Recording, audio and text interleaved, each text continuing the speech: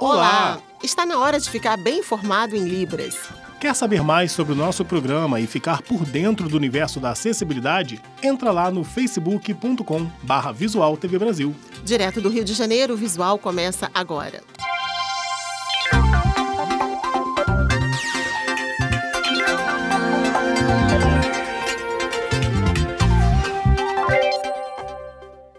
O uso da tecnologia pode se transformar num problema para a sua visão. A Academia Americana de Oftalmologia estima que metade da população mundial vai ter miopia em 2050. Esta é a visão de uma pessoa com miopia sem óculos. O míope enxerga bem de perto, mas de longe tudo fica embaçado. A miopia caracteriza-se por um aumento do diâmetro anteroposterior do olho. O que quer dizer isso? O olho é maior que o normal. A imagem se forma antes da retina e com isso é necessário o uso de uma lente corretora para que fique com uma visão qualificada. Rafael começou a usar óculos aos 16 anos. Além da miopia, ele tem astigmatismo, que distorce a imagem independente da distância. Tudo isso começou a atrapalhar as atividades rotineiras. Não consigo enxergar, definir formatos, principalmente letras em placas. Para trabalhar ele fica desconfortável, fica um pouco embaçado, começa às vezes a dar dor de cabeça se eu não utilizar, né? Então, para o conforto, para a necessidade, eu realmente tenho que usar óculos, né? O trabalho em frente ao computador se torna cansativo e isso tem uma explicação: o uso intenso da tecnologia. Olhar para o celular e outras tecnologias faz a visão se acostumar a enxergar de perto. E isto ajuda a desenvolver a miopia, já que se torna difícil ver de longe. Éder também trabalha com o computador o dia todo e isso é uma das coisas que mais o incomoda. O gerente administrativo precisa parar algumas vezes para descansar a vista. Dirigir à noite para mim é um trabalho muito grande, porque por causa do óculos, né? Então, luz, né? Aquela luz do carro que eu venho contra, né? Até mesmo na frente do computador eu estou trabalhando, chega um momento que minha mente fica assim, aquela pressão, eu tenho que sair de perto do computador e tirar o óculos para poder dar uma aliviada, né? Na pressão que a gente sente na cabeça. É indicado que o paciente realmente relaxe a musculatura dos seus olhos após uma hora do uso intenso de mídia. Vão para fora, brinquem ao sol, vá para uma praça, crianças saiam correr, mas não fiquem tanto dentro de um ambiente somente olhando para um celular ou para um computador. Aumentou no Brasil o número de pessoas que penhoram joias para sair do sufoco. Só no Piauí, 85 mil pessoas foram à Caixa Econômica Federal este ano para empenhar algum bem. 10 anos atrás, a Mariana Vieira passou por uma difícil situação de saúde com a sua mãe. Na época, precisou de dinheiro para custear o tratamento dela. E foi aí que conheceu um serviço de penhor da Caixa Econômica Federal. A gente deixa a joia, né, no caso o ouro. Ela é avaliada e aí você recebe o valor em troca. Pessoas como a Mariana que utilizam o penhor para quitar contas emergenciais têm crescido nos últimos anos. O gerente regional da Caixa explica que o procedimento para penhorar é bastante comum e fácil. A joia é avaliada e você levou a documentação pessoal e mais um comprovante de endereço, você já sai de lá com o recurso na mão. Não tem avaliação de crédito, não tem pesquisa em cadastro de SPC, de Serasa. Então ele tem essa facilidade que permite que as pessoas que levou a joia saiam de lá com o dinheiro.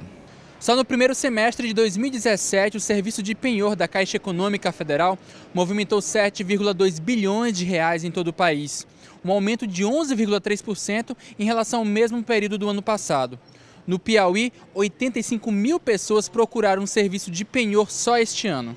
Os objetos aceitos para penhor são bens confeccionados em ouro, prata, diamantes, pérolas ou relógios e canetas de valor. Se tiver uma perreia, só vem aqui na caixa, penhorar a joia e você recebe já o valor na hora já. Um mutirão na área rural de Brasília mobiliza pequenos produtores que estão aprendendo a construir fossas ecológicas. Uma iniciativa barata e eficaz que evita a contaminação do solo e preserva a qualidade da água do lençol freático.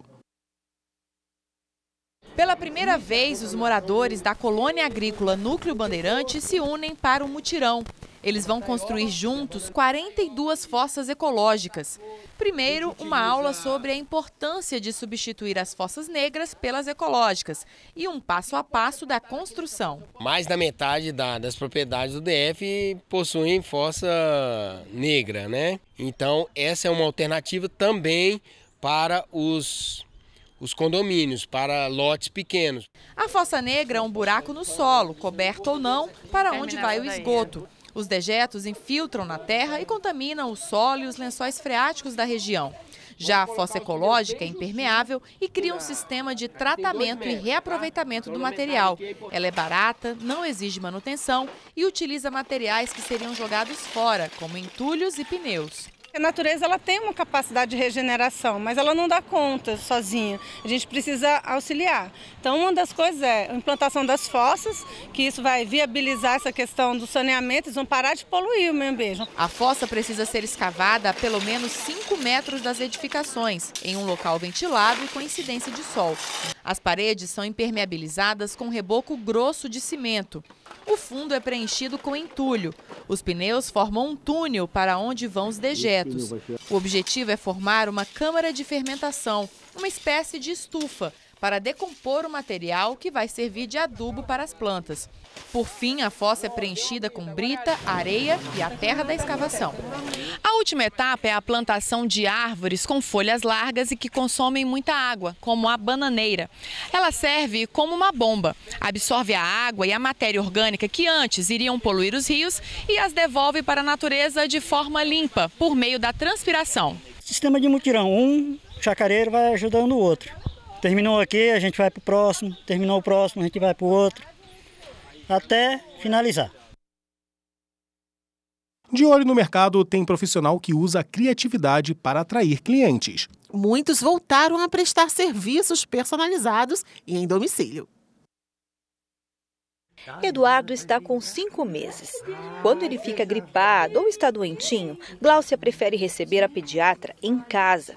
A consulta é mais cara, mas ela pode esperar com conforto, sem encarar o trânsito, o frio ou a espera nas salas do pronto atendimento. É uma opção muito boa, podendo contar com um atendimento desses, personalizado e de confiança que nós acabamos tendo com a pediatra, é muito importante. Caroline, que também é mãe, começou a atender em domicílio há cerca de 3 anos.